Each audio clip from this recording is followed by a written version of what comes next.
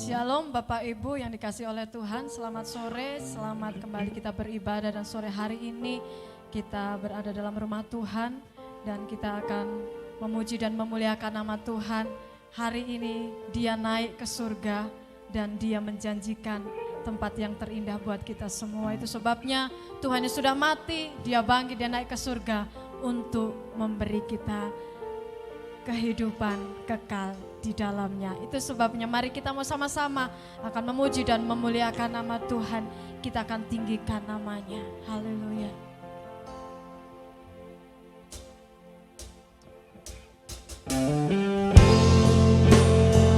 Angkat hati kita, kebesaran Tuhan, kemuliaan Tuhan mengatasi segalanya.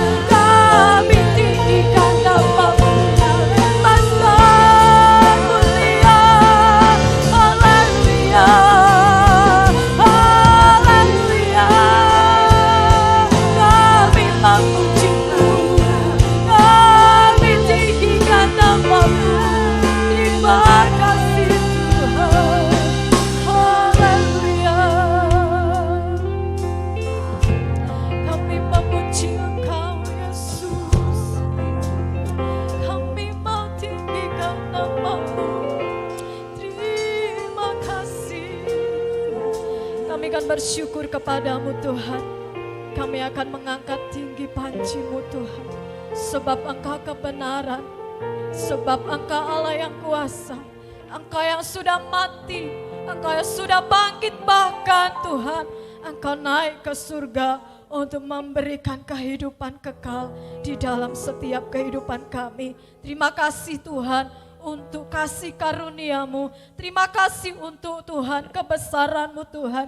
Terima kasih untuk janji-Mu Tuhan. Kami percaya Tuhan Engkau Allah yang kuasa di dalam kehidupan kami. Dan kami bersyukur sore hari ini kami boleh memuji, memuliakan nama Engkau. Engkau ada di tempat maha tinggi, dan biarkan setiap pujian kami Tuhan boleh berkenan di hadapan-Mu. Urapi kami semua Tuhan sore hari ini, dan biarkan puji-pujian kami membawa harum bagi hormat kemuliaan nama Tuhan. Terima kasih Bapa, kami akan bersorak, kami akan bersyukur, dan kami akan memasyurkan nama Tuhan. Ini doa kami di dalam nama Tuhan Yesus Kristus. Haleluya.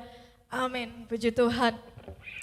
Puji Tuhan, shalom Bapak Ibu, sekali lagi sukacita di dalam kehidupan kita adalah karena kita punya Allah yang luar biasa.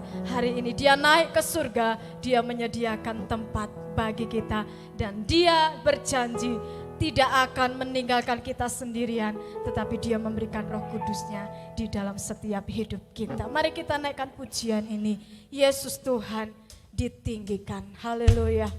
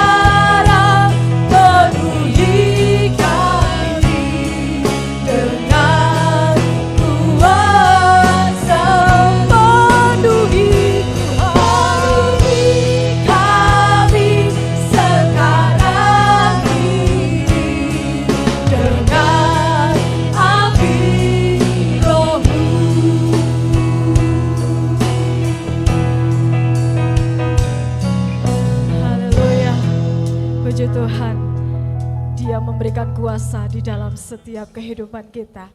ku diberi kuasa dari Raja Mulia. Haleluya. Mari kita mau semangat, mari kita memuji Tuhan.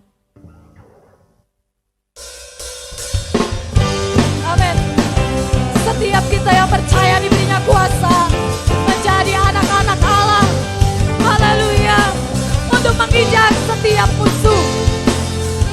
Katakan, diberi kuasa dan Raja Mulia menaklukkan musuh di mana di bawah kaki. Ku pakai kuasa, ku pakai kuasa dan Raja Mulia.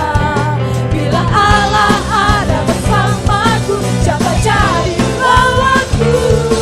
Sungguh besar kau Tuhanku, maka marisa hidupku. Ku berdiri dengan iman dalam Yesus Tuhan. Kau yang memberi kemenangan, ku bersorak merayakan. Dan pujilah Kau Raja segala raja. Saya dan saudara diberi kuasa. Kuasa dan Raja Mulia menaklukkan musuh di bawah kaki. Ku pakai kuasa dan Raja Mulia. Bila Allah ada bersamaku, siapa jadi lawanku? Sungguh besar Kau Tuhanku, Engkau marisa hidupku. Dengan iman dalam Yesus Tuhan. Kau yang memberi kemenangan, ku bersorak merayakan. Dan pujilah Kau Raja segalanya. Sungguh besar, amin. Sungguh besar Kau Tuhanku, Engkau marisa hidupku. Ku berdiri dengan iman dalam Yesus Tuhan. Kau yang memberi kemenangan, ku bersorak merayakan. Dan pujilah Kau Raja segala raja. Dan pujilah Kau Raja segala raja. Dan pujilah Kau Raja segala raja. Amin. Haleluya. Haleluya. Puji Tuhan. Kuasanya berkuasa di dalam setiap kehidupan kita. Kalau Dia sudah mengasihi kita, kita juga mau mengasihi Tuhan. Seperti wanita yang mengurapinya, janji Tuhan ada bagi hidup kita. Haleluya. Sampai akhir ku menutup mata, ku tetap setia menanti janji-Mu. Sampai ku dapatkan mahkota kehidupanku, ku tetap setia untuk melayani-Mu. Ini kami Tuhan, seperti wanita mengurapi-Mu, menangis di bawah kaki-Mu. Demikian hidup kami Yesus, demikian hidupku mau mengasihi-Mu.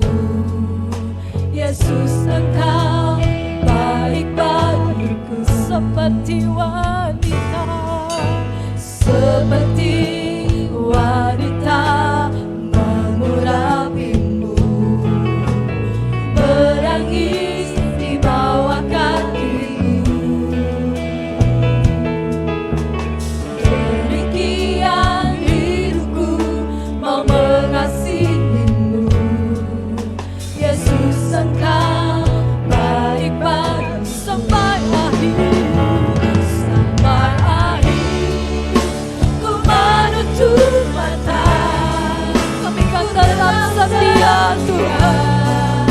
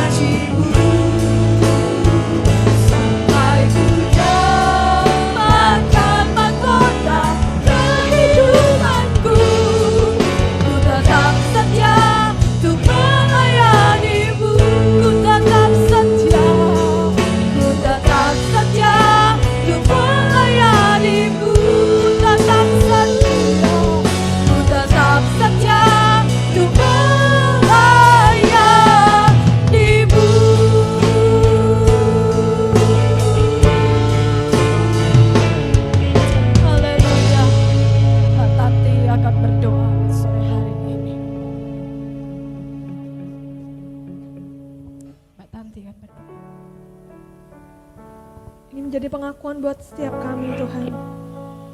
Biarkan kami tetap setia sampai akhir kami menutup mata. Sampai kami mendapatkan sebuah mahkota kehidupan yang sudah Tuhan janjikan bagi setiap kami. Dan untuk itu Tuhan terus pimpin kami.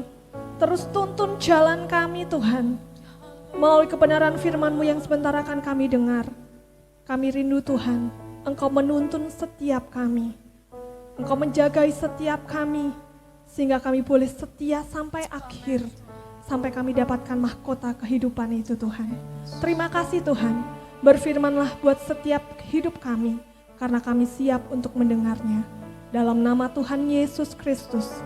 Kami siap mendengarkan kebenaran firman Tuhan. Haleluya. Amin. Haleluya, puji Tuhan. Shalom, selamat sore, selamat berjumpa. Salam sejahtera dalam kasih Tuhan Yesus Kristus. Hari ini biasanya kita tidak ada kebaktian, sekarang ada kebaktian dalam rangka memperingati kenaikan Tuhan. Setelah Yesus mati, bangkit, dia masih berada di dunia 40 hari. Menunjukkan pada murid-muridnya kalau dia hidup, lalu dia naik ke surga. Ya. Dan ketika dia naik ke surga, dia sebelumnya berjanji bahwa dia akan datang kembali. Nah, mari kita lihat kronologi kisahnya, Kisah Rasul 1 ayat 9 sampai 11. Sesudah ia mengatakan demikian, terangkatlah ia disaksikan oleh mereka. Dan awan menutupnya dari pandangan mereka. Ketika mereka sedang menatap ke langit waktu ia naik itu, tiba-tiba berdirilah dua orang yang berpakaian putih dekat mereka. Dan berkata kepada mereka, "Hai orang-orang Galilea, mengapakah kamu berdiri melihat ke langit? Yesus ini yang terangkat dari surga, meninggalkan kamu, akan datang kembali dengan cara yang sama seperti yang kamu melihat dia naik ke surga." Jadi waktu dia naik ke surga, dia disaksikan oleh murid-murid. Ya, setelah itu murid-murid masih termangu-mangu lihat ke langit, ada dua orang pakai pakaian putih, itu malaikat, dan ngomong sama murid-murid itu, "Kenapa kamu berdiri menatap ke langit?" Yesus yang naik ke surga itu, dia akan kembali dengan cara yang sama. Jadi ini firman Tuhan, ngilingno sama murid-murid, ngilingno sama saudara dan saya. Pertama, pasca Yesus naik ke surga, malaikat bilang dia akan kembali lagi. Inilah yang disebut kedatangan Tuhan yang kedua. Kedatangan Tuhan yang pertama itu di kandang Betlehem sebagai bayi. Tapi kedatangan kedua dia sebagai raja di atas segala raja. Imam besar mempelai pria surga. Ya, dan firman Tuhan mengatakan dia akan datang kembali dengan cara yang sama seperti kamu lihat. Ini yang menjadi tema pembahasan kita sore ini. Yesus akan datang kembali dengan cara yang sama seperti kamu lihat sekarang dia naik ke surga. Apa artinya ia datang dengan cara yang sama? Yang pertama, waktu ia naik ke surga, ada awan yang menutupinya. Berarti ia naik lebih tinggi dari awan. Iya. Nah, waktu ia kembali, ia turun dari awan. Ayat-ayatnya mari kita lihat. Lukas 21 ayat 27.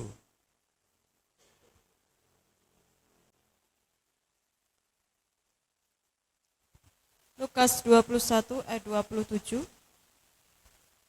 Pada waktu itu orang akan melihat Anak Manusia datang dalam awan dengan segala kekuasaan dan kemuliaannya. Ya, waktu itu orang akan melihat Anak Manusia datang dalam awan. Waktu dia naik ke surga, akhirnya dia ditutupi dengan awan. Waktu dia datang kembali, juga dia datang dari awan itu. Ya. Ini, jadi yang diartikan dia akan datang dengan cara yang sama. Pertama waktu dia naik, dia ditutupi oleh awan akhirnya. Dan waktu dia turun dari awan itu juga. Satu ayat lagi yang bisa kita temui, Wahyu 1 ayat 7. Wahyu 1 ayat 7. Lihatlah, ia datang dengan awan-awan, dan setiap mata akan melihat dia, juga mereka yang telah menikam dia, dan semua bangsa di bumi akan meratapi dia. Ya, amin. Iya, lihatlah ia datang dengan awan. Iya, datang dengan awan. Artinya dia datang dari atas langit sana. Ya, jadi ini menjadi bahan supaya kita itu tahu jangan sampai gampang disesatkan. Dia naik ke surga, ke atas, dan dia akhirnya ditutupi oleh awan. So, kalau dia datang, dia juga datang dari langit sana, turun dari awan, ya, dan bisa dilihat semua. Ya. Dia datang dari atas. Bukan kok tiba-tiba Yesus sudah berada di padang gurun. Atau tiba-tiba kok ada orang bilang Yesus sudah datang di dalam kamarku. Itu tidak benar. Yang benar ketika dia datang juga dia akan datang dari awan sana, dari langit sana, ya. Jadi tidak tiba-tiba berada di padang gurun, tiba-tiba berada di kamar, tidak. Coba kita lihat ayatnya Matius 24 ayat 5. Matius 24 ayat yang kelima. Sebab banyak orang akan datang dengan memakai namaku dan berkata, Akulah Mesias, dan mereka akan menyesatkan banyak orang.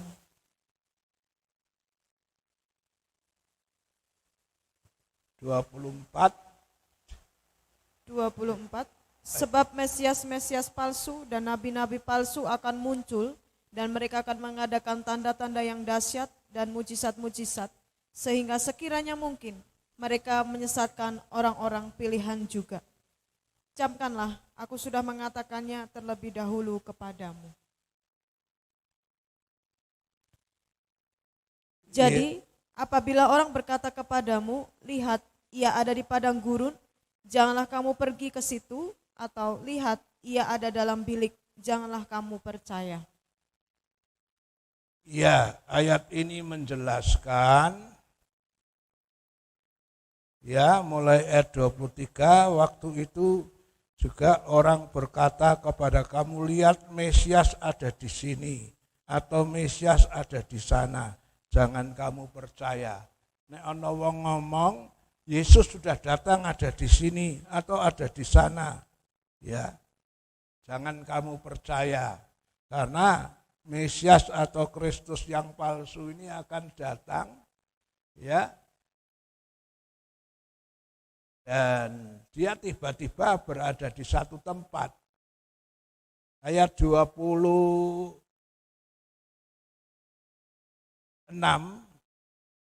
ayat 25, camkanlah, aku sudah mengatakannya terlebih dahulu kepadamu. Jadi apabila orang berkata, lihat ia ada di padang gurun, jangan kamu pergi ke sana, ke situ.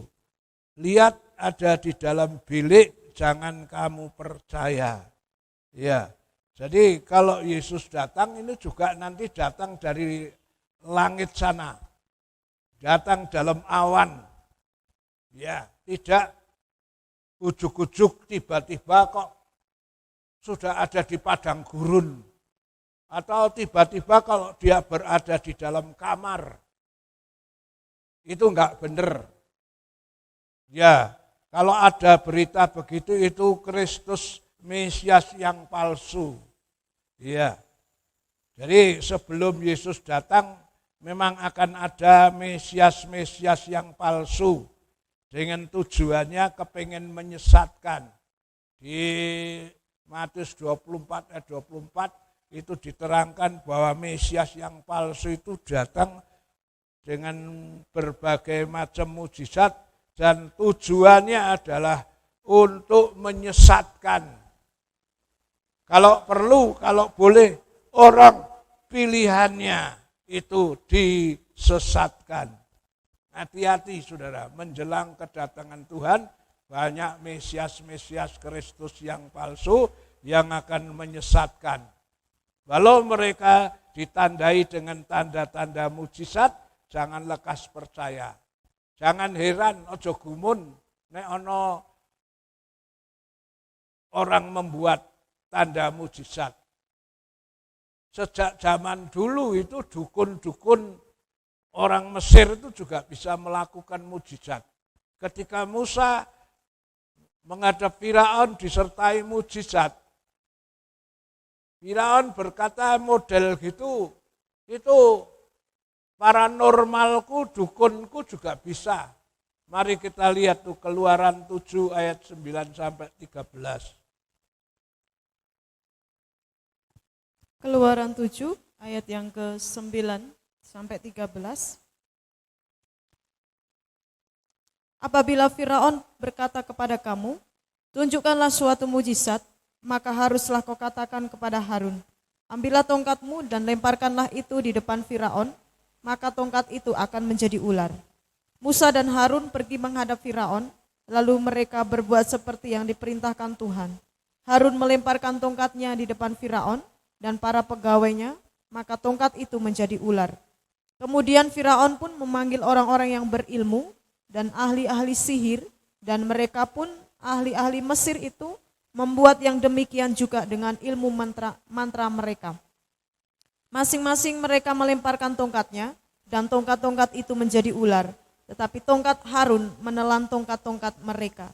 Tetapi hati Firaun berkeras sehingga tidak mau mendengarkan mereka keduanya, seperti yang telah difirmankan Tuhan. Ya, jadi jangan cepat percaya, ojo gumun. Nek ana wong ngaku-ngaku bahwa dia itu Yesus Kristus. Karena Yesus Kristus kalau datang yang kedua nanti turun dari surga, dari langit sana. Dia datang dengan awan, seperti waktu dia naik. Tidak ujuk-ujuk ada di kamar, ujuk-ujuk ada di padang gurun. Itu yang palsu. Walaupun disertai mujizat. Jangan gumun. Nek soal mujizat tuh wong dukun saja ya bisa. Seperti dukunnya Firaun bisa melakukan mujizat. GBDI percaya mujizat. GBDI percaya nubuat. GBDI percaya tanda ajaib. Tetapi kita harus tes, uji kebenarannya, betul dari Tuhan atau tidak.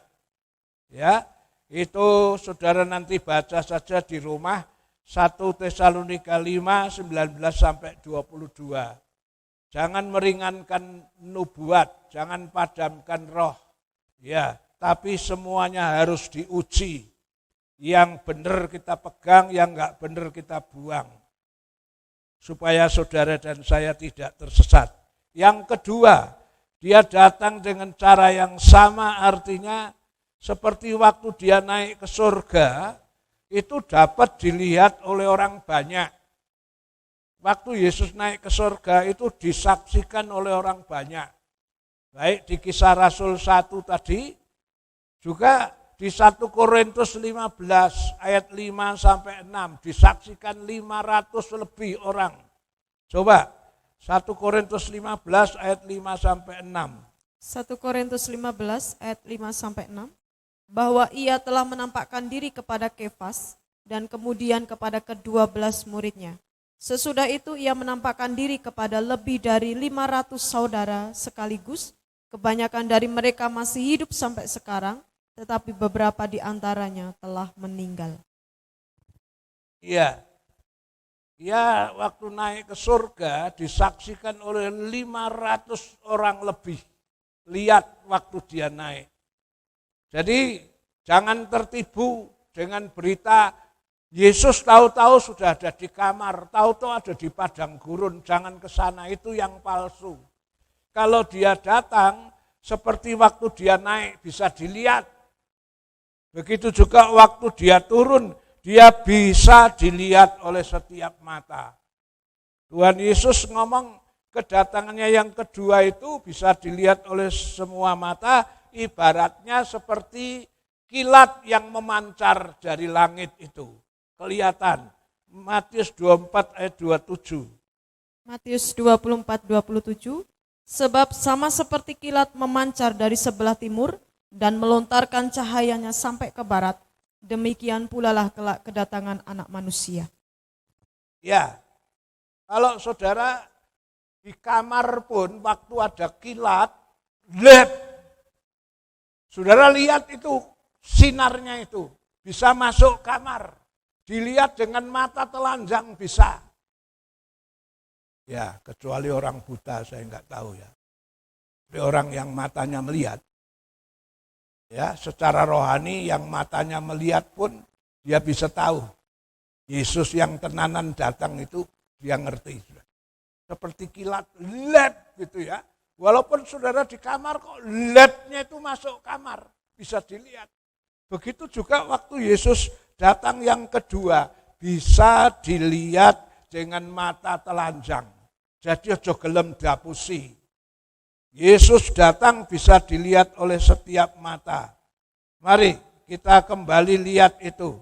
Di Wahyu 1 ayat 7. Kalau dia datang kedua bisa dilihat oleh semua mata. Wahyu 1 ayat yang ke-7, lihatlah, ia datang dengan awan-awan, dan setiap mata akan melihat dia, juga mereka yang telah menikam dia, dan semua bangsa di bumi akan meratapi dia. Lihatlah ia datang dengan awan-awan dan setiap mata akan melihat dia. Motone sapa? Matanya orang yang masih hidup. Ya nek sing wis mati ya wong mati ya ta. Tapi yang masih hidup ini waktu Yesus datang bisa melihat. Ya, bahkan Alkitab mengatakan dan semua ya, mengatakan juga mereka yang telah menikam dia. Ya, serdadu tentara yang dulu menikam rusuknya Yesus itu juga akan melihat waktu Yesus datang yang kedua.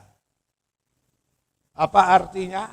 Saya percaya bahwa serdadu yang menikam Yesus itu ketika kematian Yesus terjadi gempa bumi, ya, kejadian-kejadian yang dahsyat, serdadu yang menikam Yesus itu kan akhirnya percaya, sungguh orang itu anak Allah. Ya. Dan karena dia percaya, maka serdadu yang menikam Yesus itu ikut kebangkitan yang pertama.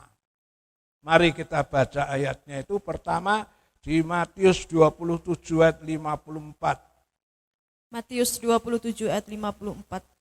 Kepala pasukan dan prajurit-prajuritnya yang menjaga Yesus menjadi sangat takut ketika mereka melihat gempa bumi dan apa yang telah terjadi, lalu berkata, sungguh ia ini adalah anak Allah. Iya, sungguh ia ini adalah anak Allah. Iya, ia percaya bahwa Yesus adalah anak Allah. Iya. Nah, berdasarkan firman Tuhan, orang yang percaya Yesus itu selamat. Nah, serdadu yang menikam Yesus itu kan aslinya sudah mati. Kalau itu kejadian 2000 tahun yang lalu. Tapi kenapa waktu kedatangan Tuhan yang kedua kok dia bisa melihat? Berarti serdadu yang menikam Yesus itu karena dia percaya dia selamat. Nah, karena dia selamat, dia ikut periode kebangkitan pertama. Kebangkitan pertama itu kebangkitan dari orang percaya. Ya, nanti 1000 tahun kemudian baru terjadi kebangkitan kedua untuk orang yang tidak percaya. Untuk jelasnya Wahyu 20 ayat 5 sampai 6. Wahyu 20 ayat 5 sampai 6. Tetapi orang-orang mati yang lain tidak bangkit sebelum berakhir masa yang 1000 tahun itu. Inilah kebangkitan pertama. Berbahagia dan kuduslah ia yang mendapat bagian dalam kebangkitan pertama itu. Kematian yang kedua tidak berkuasa lagi atas mereka, tetapi mereka akan menjadi imam-imam Allah dan Kristus, dan mereka akan memerintah sebagai raja bersama-sama dengan dia 1000 tahun lamanya. Iya, orang-orang mati yang tidak akan bangkit sebelum berakhir masa 1000 tahun ini. Ya. Yang ikut gelombang pertama itu orang-orang percaya itu. Ya, termasuk serdadu yang menikam Tuhan itu. Itu ikut kebangkitan pertama. Dia termasuk orang yang diselamatkan. Lah kebangkitan kedua 1000 tahun kemudian itu untuk orang-orang yang tidak percaya Yesus. Setelah bangkit dia akan diadili lalu dihukum. Ya, jadi malaikat mengatakan dia akan datang dengan cara yang sama, artinya pertama dia naik ke langit, di dalam awan dia nanti akan turun dari langit, turun dari awan itu, dan kedua bisa dilihat oleh setiap mata. Ya, termasuk serdadu yang menikam dia pun ikut kebangkitan pertama, lalu dia bisa menyaksikan kedatangan Tuhan. Iya. Terus berikutnya adalah yang perlu diingat kalau Tuhan mengatakan itu malaikat tadi bilang dia akan datang kembali. Tuhan Yesus juga ngomong di Yohanes 14 ayat 1 sampai 3. Tuhan Yesus ngomong jangan diberi hatimu terharu. Aku naik kepada Bapa dan aku akan datang kembali. Ya. Itu di Yohanes 14 ayat 1 sampai 3. Nanti saudara bisa periksa di rumah. Tapi soalnya adalah yang menjadi masalah, pertanyaan adalah kapan waktu Tuhan Yesus datang yang kedua kali itu waktunya kapan? Banyak orang Kristen bingung dan karena bingung akhirnya kecewa. Banyak orang-orang yang bilang dari sekolah minggu saya sudah dengar kedatangan Tuhan. Lalu sampai saya tua, sampai saya beranak cucu kok Tuhan enggak datang-datang ya. Katanya sudah dekat, kok enggak datang-datang. Aslinya kapan sih Tuhan mau datang yang kedua?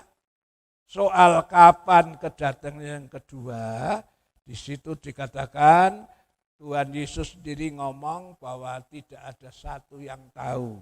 Coba Matius 24 ayat 36.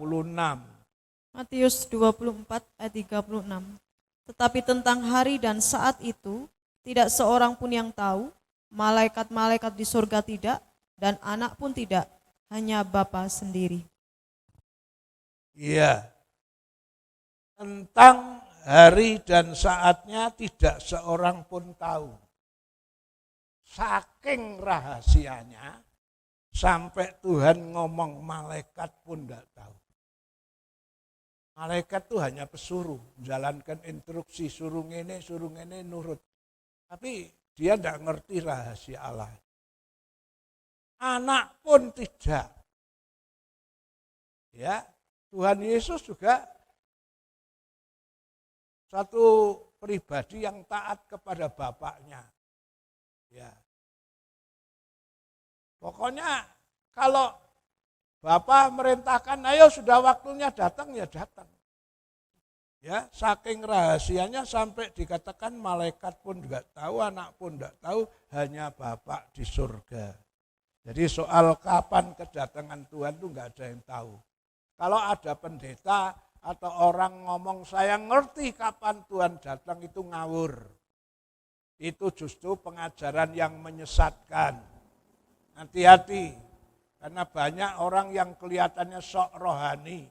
Banyak orang yang supaya mendapat ujian, wah ini pendetaku paling rohani, paling punya hubungan dekat dengan Tuhan sampai ngerti tepat hari, waktu, detik, menitnya, itu justru yang menyesatkan. Karena Tuhan Yesus sendiri ngomong tidak seorang pun tahu. Yang penting saudara, walaupun kita tidak tahu kapan Tuhan datang, yang penting perintah Tuhan adalah kita harus siap sedia. Matius 24 ayat 44. Matius 24 ayat 44. Sebab itu hendaklah kamu juga siap sedia, karena Anak Manusia datang pada saat yang tidak kamu duga.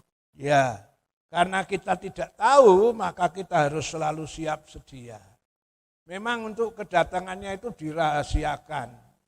Ada dua hal yang dirahasiakan oleh Allah, satu soal ajal kematian, kedua soal kedatangannya. Ini semua dirahasiakan tujuannya demi keselamatan kita juga.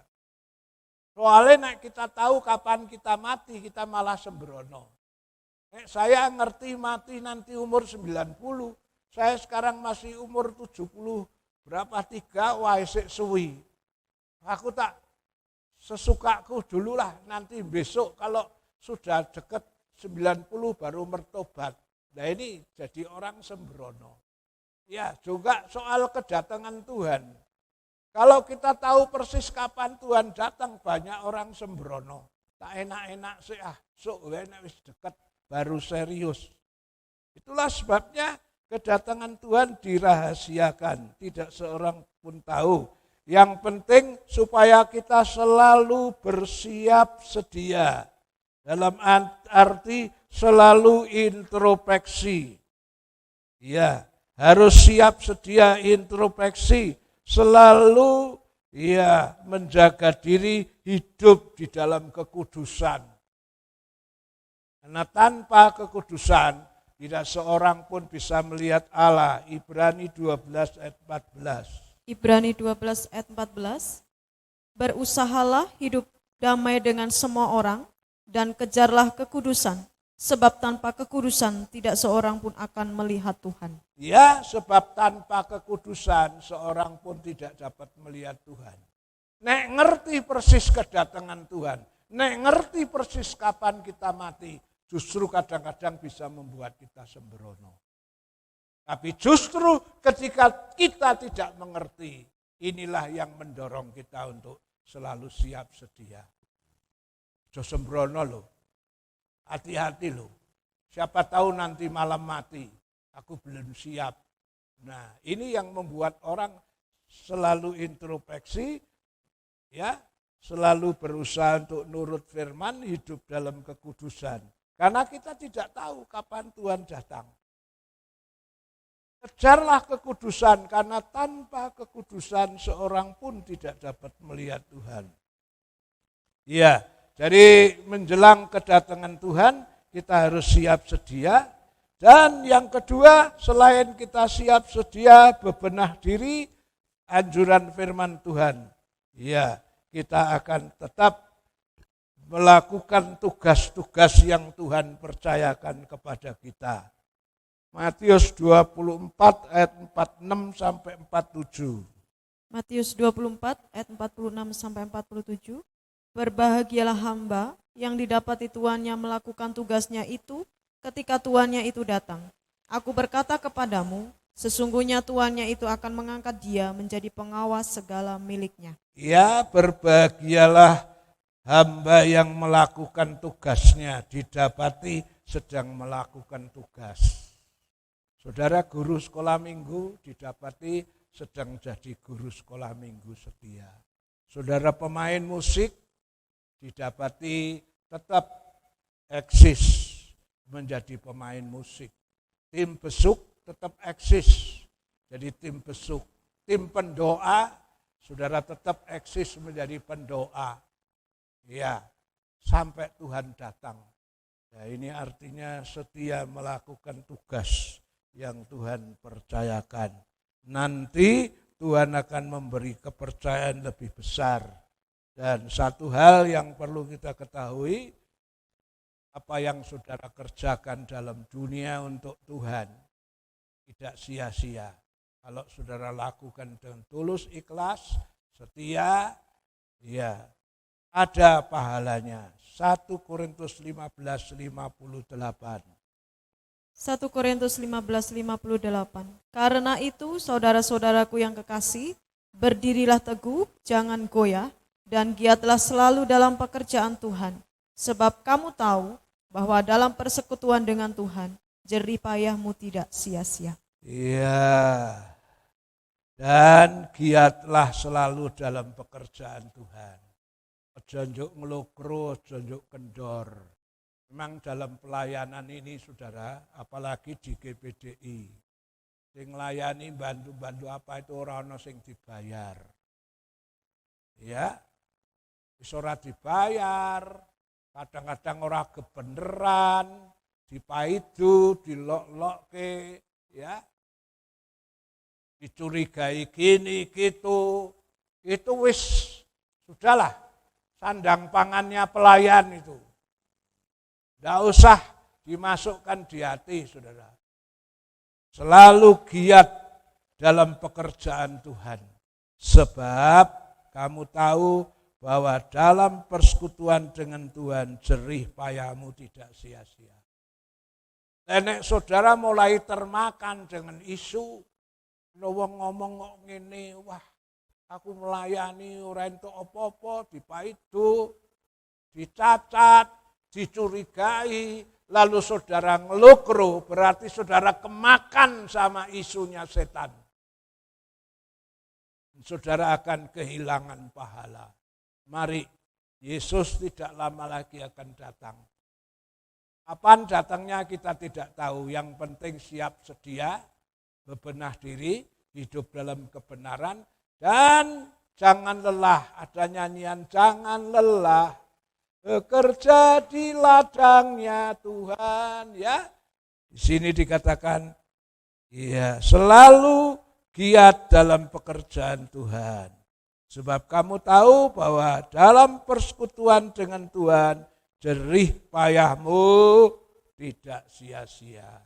Kalau ada di antara saudara yang mulai ngelokro, firman Tuhan menasehatkan, tidak lama lagi Tuhan akan datang. Saudara harus setia dalam ibadah, taat nurut firman, hidup dalam kekudusan.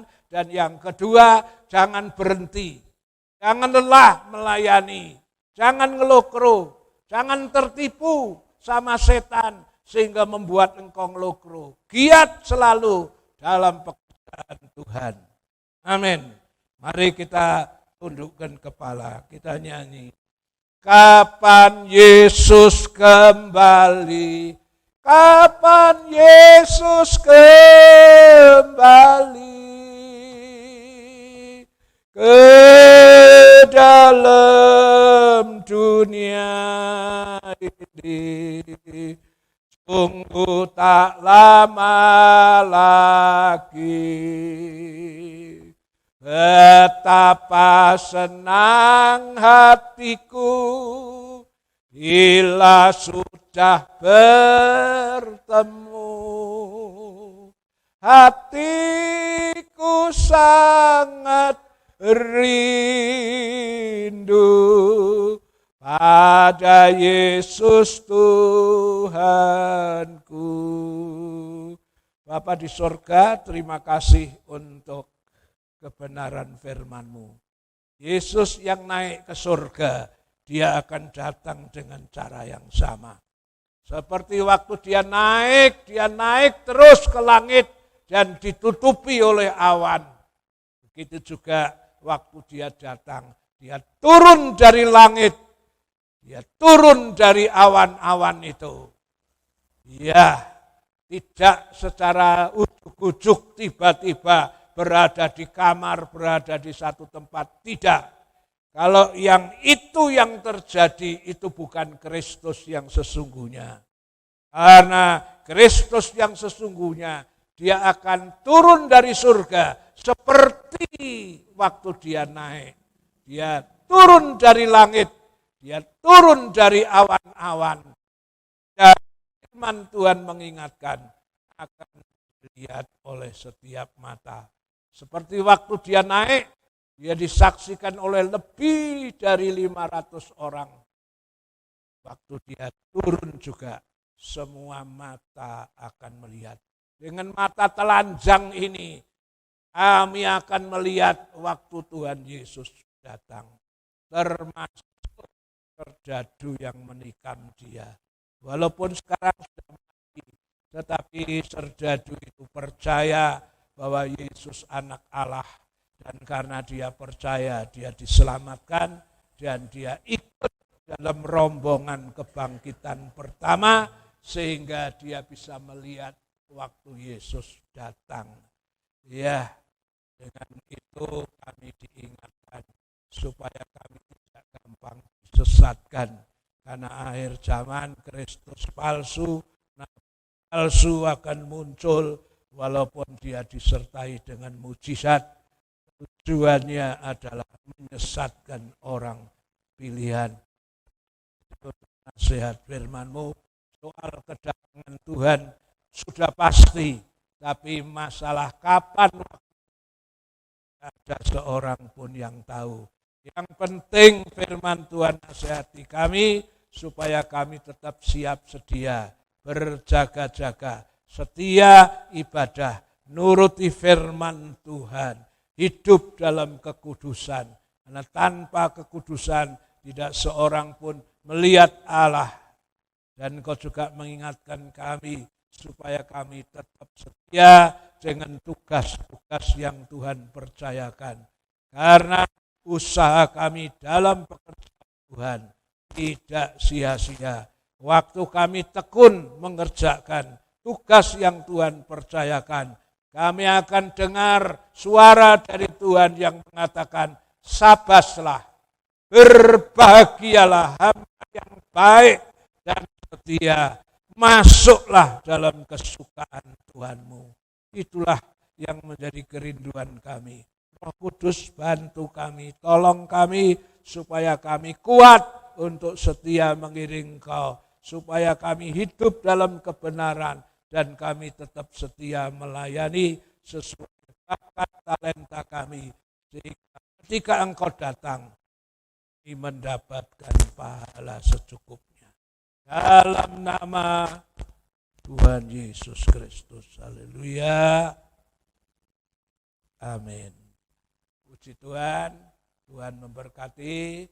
Tidak ada pengumuman lain. Ya, bantu terus dalam doa proyek pembangunan rumah Tuhan supaya Tuhan yang akan mencukupkan semua. Dia sudah memulai, dia juga yang akan mengakhiri dengan sempurna. Kita bangkit berdiri. Shalom, shalom, damai Allah turun ke atasmu sekarang. Shalom, shalom, damai Allah sekarang dan selamanya. Seperti sungai mengalir, lembut gemercik, seperti burung merpati, damai surgawi. Shalom, shalom, diberkatilah kau selalu, berkat atas nama Bapa, Anak, Roh Kudus. Saudara yang dikasihi Tuhan, kita akan pulang bawa berkat Tuhan. Yang sakit disembuhkan, yang lemah dikuatkan, yang ada masalah persoalan apapun, kita pulang dengan kemenangan dan pertolongan Tuhan. Berkatilah setiap usaha anak-anakmu, tani, ternak, dagang, wira swasta, kerja apa saja yang halal diberkati oleh Tuhan.